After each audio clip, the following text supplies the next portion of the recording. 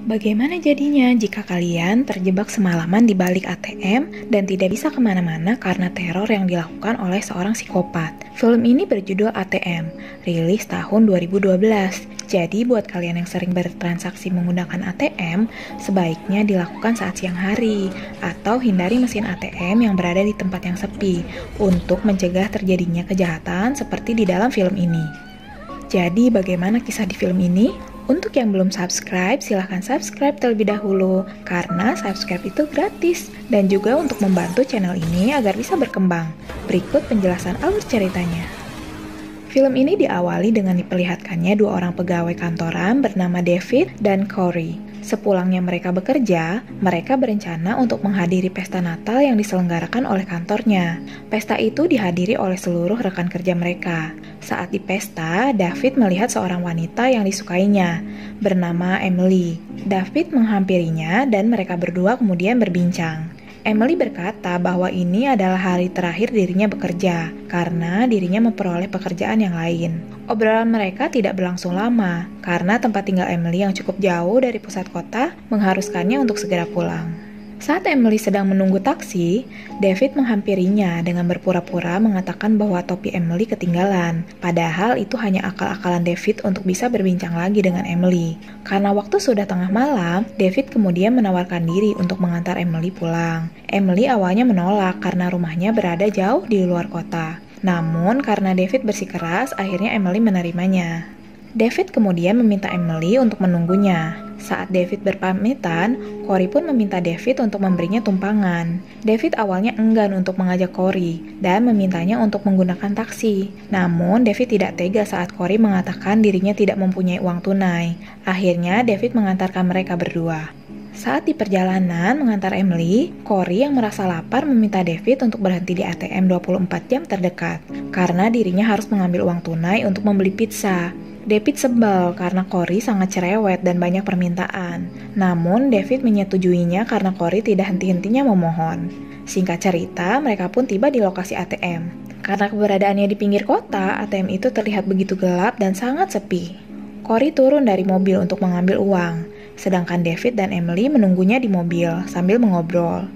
Tidak berapa lama, Corey pun memanggil David untuk meminta bantuan. Dengan terpaksa, David pun turun dan menghampiri Corey. Karena mereka tidak kunjung kembali, Emily pun turun untuk menghampiri mereka. Ternyata yang mengambil uang adalah David. Corey mengatakan jika magnet ATM-nya rusak, sehingga kartunya tidak bisa terbaca oleh mesin ATM. Padahal sebetulnya Corey tidak mempunyai uang atau tidak ingin mengeluarkan uang.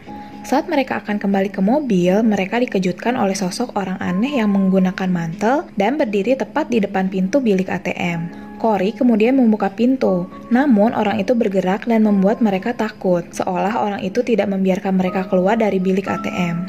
Saat mereka sedang memperhatikan orang tersebut, datanglah seorang laki-laki yang membawa anjing. Orang aneh itu kemudian menghampirinya, dan tanpa basa-basi langsung memukulnya, kemudian membunuhnya. Sontak saja mereka bertiga yang melihat kejadian itu dari bilik ATM menjadi merasa sangat takut dan mencoba untuk meminta pertolongan. Namun sialnya handphone mereka berada di dalam mobil. Mereka kemudian mencari sesuatu yang bisa digunakan untuk menghubungi pihak keamanan seperti tombol alarm, sensor atau semacamnya. Namun mereka tidak menemukannya. Setelah membunuh pria tadi, psikopat itu pun kembali berdiri di depan bilik ATM. Mereka bertiga yang ketakutan untuk keluar hanya bisa diam di dalam. Waktu sudah menunjukkan jam 2 dini hari. Udara sangat dingin dan letak ATM yang jauh dari kota membuatnya sangat sepi. Psikopat itu kemudian menghampiri mobil David, memeriksa isi mobil, mengambil beberapa kunci dan kotak perkakas. Kemudian berjalan menuju belakang bilik ATM, lalu terdengar suara seperti menghancurkan tembok. Ternyata psikopat itu mematikan alat pemanas ruangan agar mereka bertiga tidak tahan berada di dalam.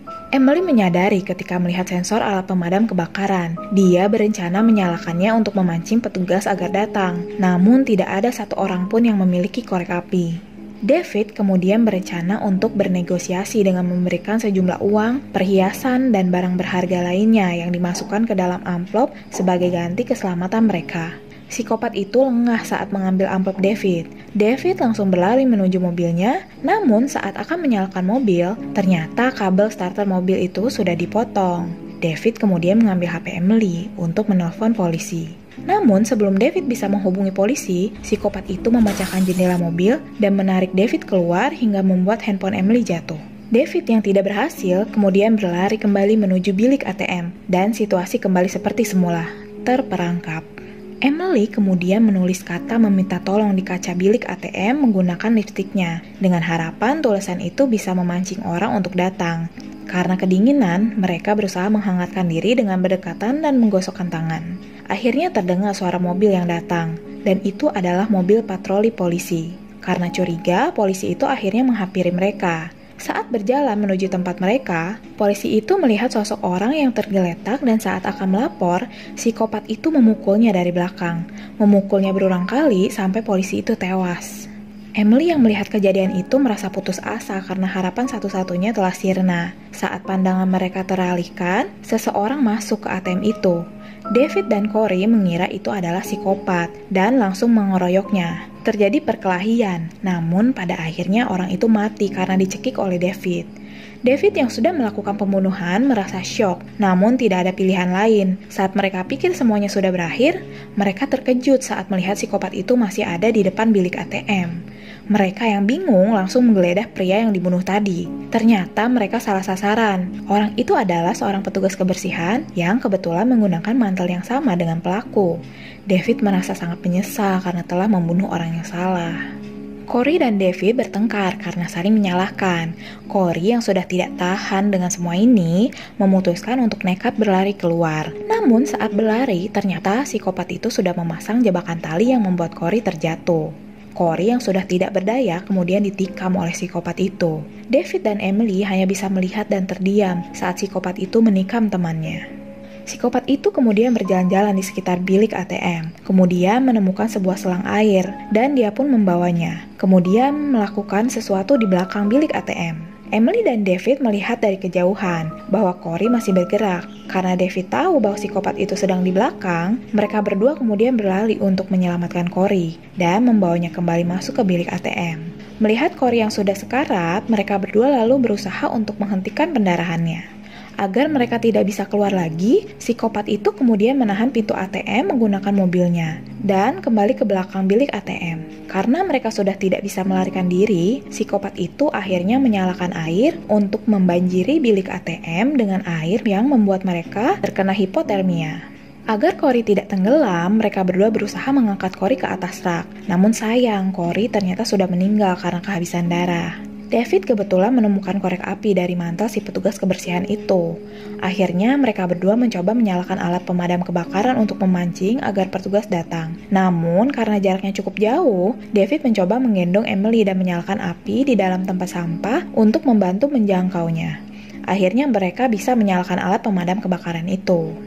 Karena lantai penuh air membuat David kehilangan keseimbangan, yang membuat Emily jatuh. Emily jatuh dengan kepala tepat mengenai rak. Benturan keras itu yang membuatnya meninggal seketika. Di saat yang sama, psikopat itu menabrakkan mobil petugas polisi yang membuat pintu dan kaca bilik ATM itu hancur. David yang telah kehilangan kedua temannya nekat menghampiri psikopat itu. Kemudian membuat bom molotov dari minuman kepunyaan Corey. Kemudian David melempar bom molotov untuk membakar psikopat itu. Setelah didekati, ternyata itu hanyalah jaket yang digunakan untuk mengelabui David.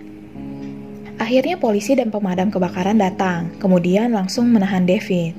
David berusaha menjelaskan kepada polisi, namun David tetap menjadi satu-satunya tersangka. Karena saat polisi memeriksa kamera keamanan ATM, hanya ditemukan rekaman saat David mencoba merusak mesin ATM, penyerangan, dan pembunuhan terhadap petugas kebersihan. Di akhir film diperlihatkan psikopat itu sedang menyusun rencana di tempat persembunyiannya.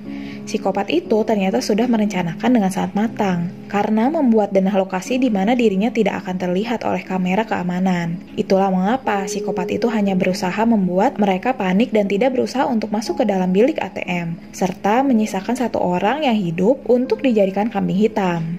Film pun berakhir dengan diperlihatkannya rencana psikopat itu untuk beraksi kembali di bilik ATM yang lain. Kelebihan dari film dengan dana murah ini menggambarkan seorang psikopat yang cerdas, yang merencanakan sesuatu dengan matang, sehingga apa yang dilakukannya tidak akan terlihat oleh kamera keamanan.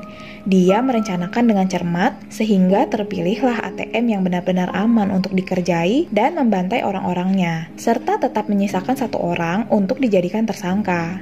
Namun terdapat juga kekurangan yang mencolok dalam film ini, seperti para korban yang seolah-olah tidak punya keberanian, tidak dijelaskan motif si pelaku, dan juga siapa sang psikopatnya. Yang pasti sang psikopat tetap hidup dan berkeliaran untuk merencanakan aksi kejahatan berikutnya.